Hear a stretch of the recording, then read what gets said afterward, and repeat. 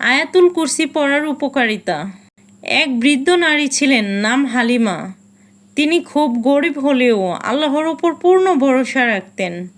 প্রতিদিন রাতে ঘুমাতে যাওয়ার আগে তিনি আয়াতুল কুরসি পড়তেন এবং আল্লাহর হেফাজত চাইতেন।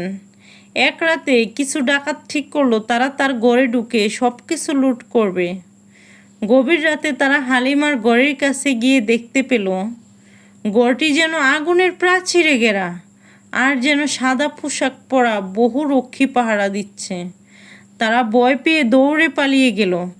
পরদিন সকালে এসে ডাকাত বলল, তোমার ঘরে ঢুকতে গিয়ে আমরা আগুনের দেয়াল দেখেছি, তুমি রাতে কি করো? হালিমা হেসে বলল, আমি শুধু আয়াতুল কুরসি পড়ি, আল্লাহর কাছে রক্ষা চাই। এই আয়াত এমন এক কবচ যা আল্লাহ নিজে পাহারা দেন। সুবহানাল্লাহ।